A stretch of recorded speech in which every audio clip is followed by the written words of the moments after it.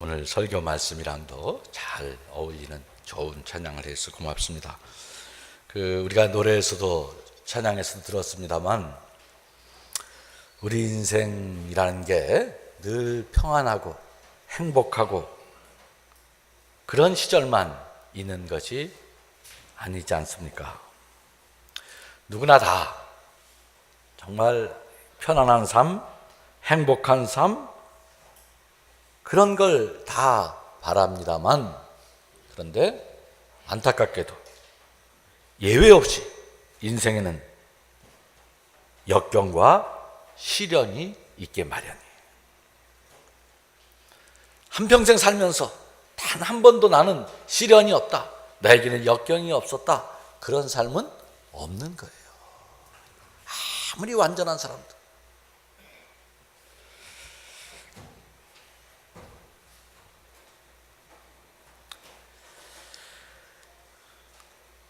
살다 보면 정말 누군가의 도움이 절실할 때 내 힘만 가지고 안 돼. 누군가 나를 꼭 도와줘야 돼. 그런 시절이 있지 않습니까?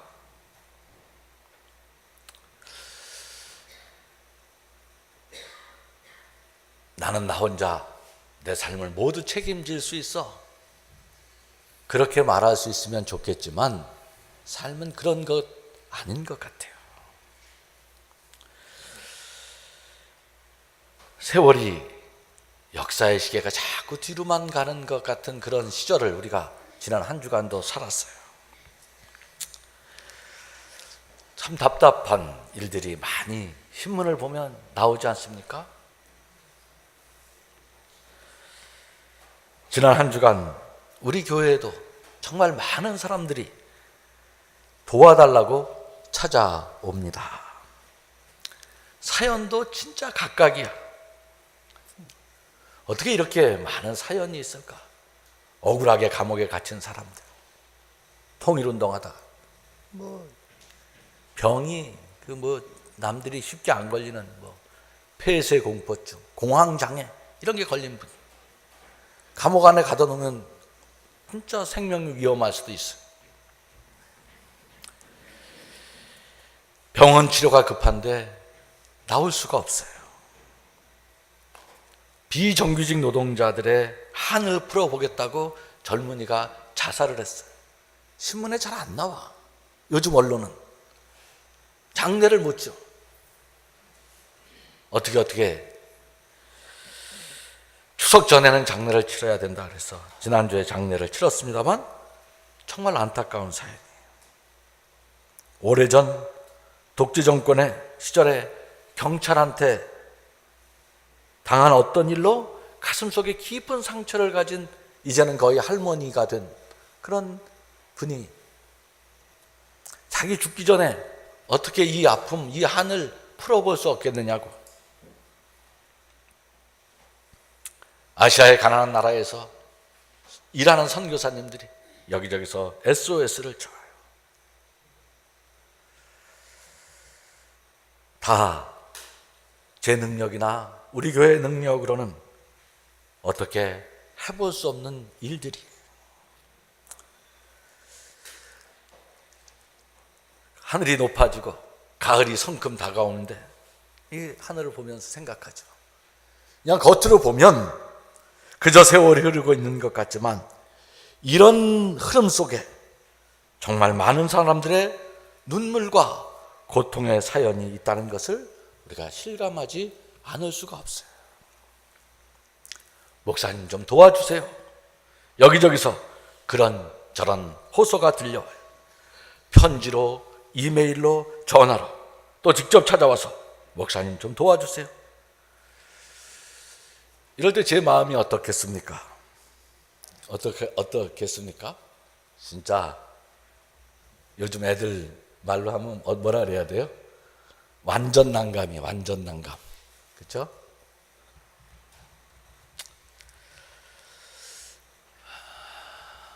오늘 우리가 함께 읽은 시편, 시인의 삶도 그런 역경의 자리였던 것 같아요. 누군가의 도움이 절실한 그 순간 그래서 시인은 오늘 이산저산을 둘러보고 있는 것이 아니겠습니까? 내가 눈을 들어 산을 본다. 나의 도움이 어디에서 오는가? 누가 우리를 도와줄 수 있을까? 진정 인생의 도움은 어디에서 오고 있는 것일까? 시인이 그렇게 묻고 있어요. 이산저산을 둘러본다. 얼마나 다급했으면 그랬을까? 우리가 이럴 때 바라보는 산은 어떤 산입니까? 여러분, 이럴 때 무슨 생각하십니까?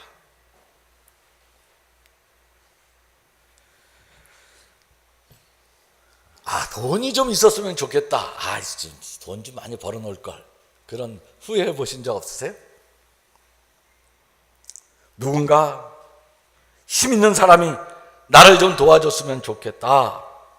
어떤 특별한 능력의 소유자가 어떤 빼기 혹은 부모나 자식, 가까운 친구들을 떠올릴 때도 있겠죠.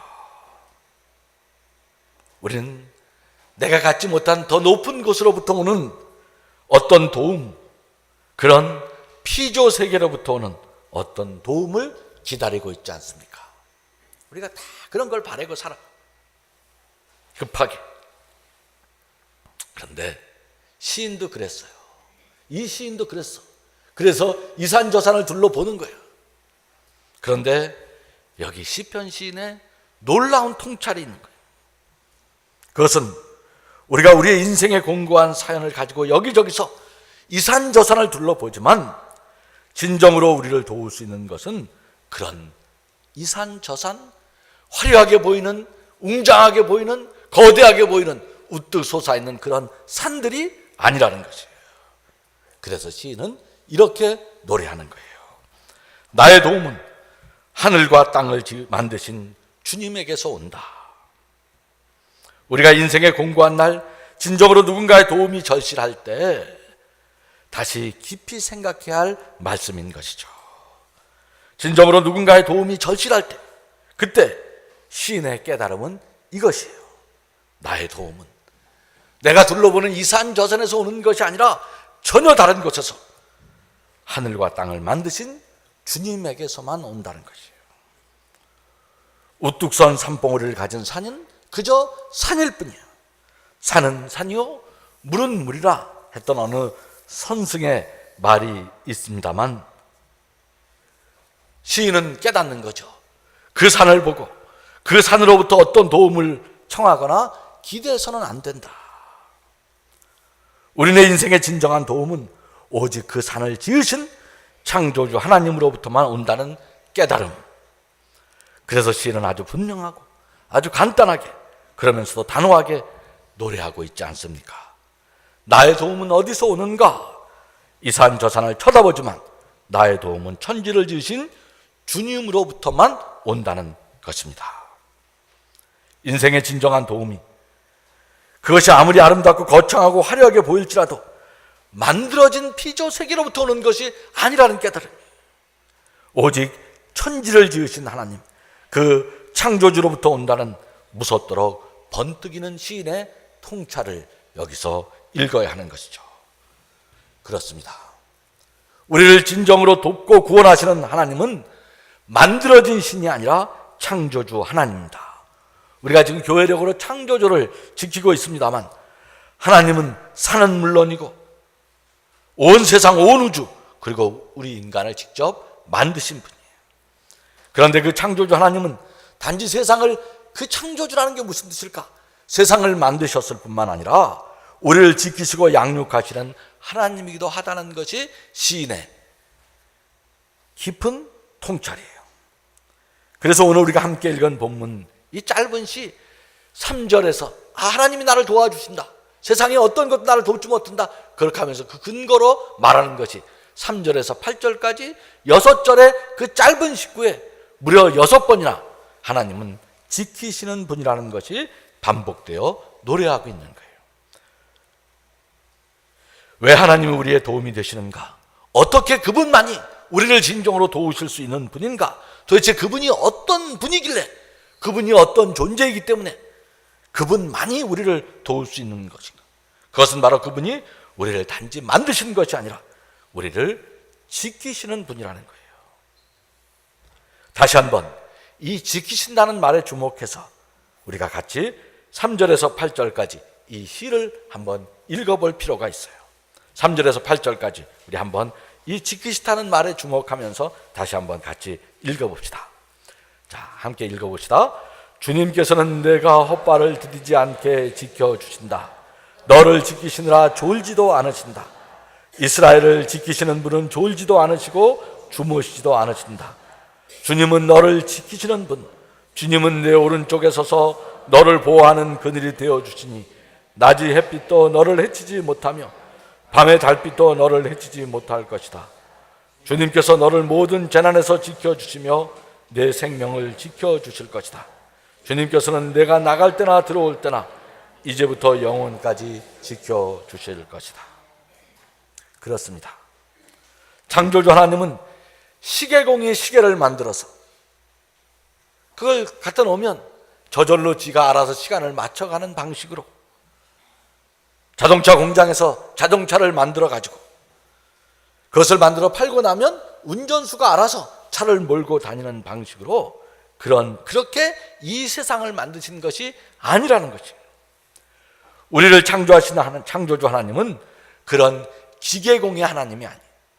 우리를 만드신 분은 우리를 만드셨을 뿐만 아니라 우리의 역사 언제나 개입하시고 그곳에 섭리하셔서 우리를 지키시는 분이에요. 우리의 창조주 하나님은 한순간도 졸지 않고 우리의 모든 출입을 지금부터 영원까지 지키시는 분.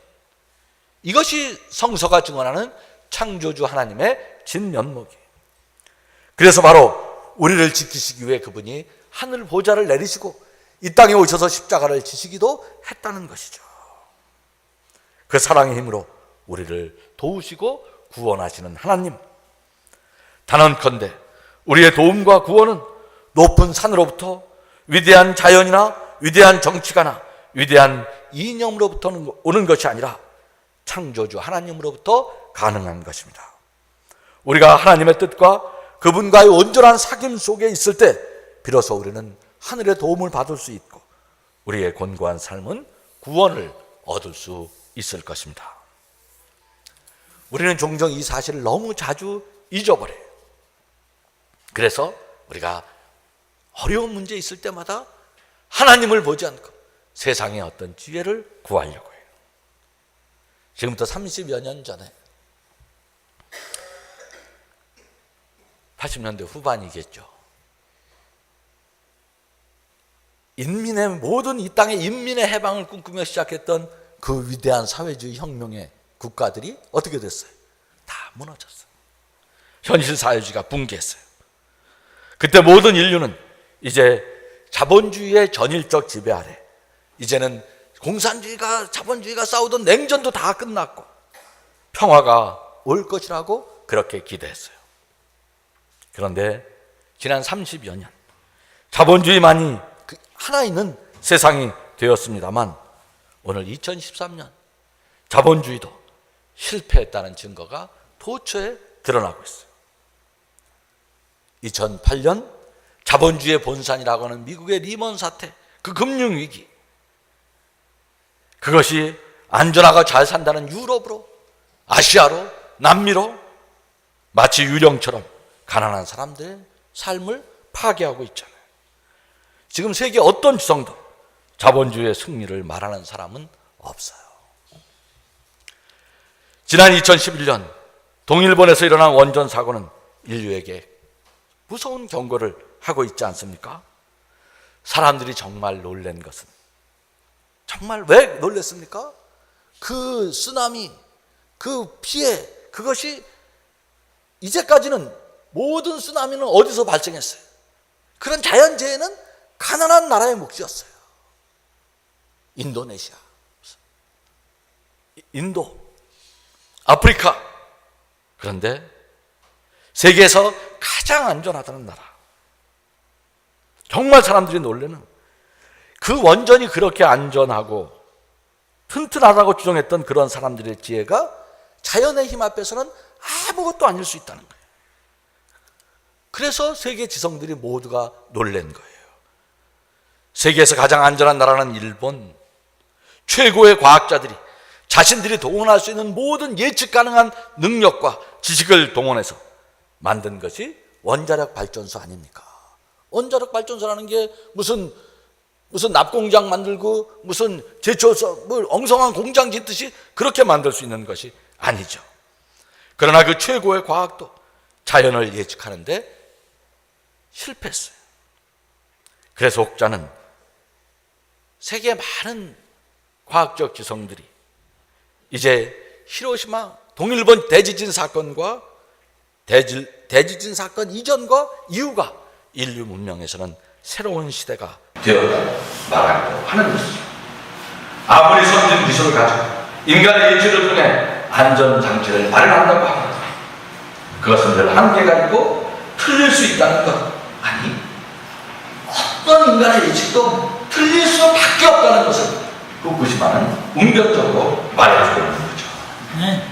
가장 좋은 체제와 가장 안전한 과학이 결코 가장 좋은 것도 안전한 것도 아니라는 것이 명확해진 것이 21세기 인류가 대면하고 있는 문명의 현실입니다. 지금 그런 세상에서 우리는 다시 길을 찾아가야 하는 시점에 서 있는 거죠. 지금이야말로 인류는 다시 성서의 빛으로 돌아가 깊이 자신을 돌아봐야 하는 때가 아닙니까? 오늘 성경 아주 명백하고 단순한 어조로 증언하는 것은 이 산 저 산으로 일체의 피조 세계로부터 인류의 구원과 도움은 불가능하다는 것입니다. 그러므로 산을 보고서 그것이 아무리 웅장하고 화려해 보일지라도 그 산을 보고서 우리를 도와달라고 하지 말아야 합니다. 그 산이 아무리 아름답고 근사하게 보여도 웅장한 자태로 우리를 유혹할지라도 그것이 우리를 유혹하게 돼 우리를 도와줄 수 있을 것 같기도 해. 그러나 우리는 예수 믿는 우리는 단호히 산은 그저 산일 뿐 우리의 도움과 구원은 아니라고 그렇게 말해야 한다는 것이에요. 우리를 현혹하는 산들이 많이 있잖아요. 오늘 현대인들 정말 그렇다는 모습으로 공경에 빠진 시인의 눈을 잡아들었던 산들이 많이 있지 않습니까? 나의 도움이 어디서 올까? 이 산 저 산을 둘러본다는 시인의 눈을 잡아 당겼던 그 산들의 정체는 무엇일까? 오늘 우리는 어떤 산들을 둘러보고 있습니까? 우리는 이제 이 시를 읽고 나서 우리는 이제 더 이상 돈을 보고 너는 나의 도움이라고 말하지 말아야 한다는 것입니다.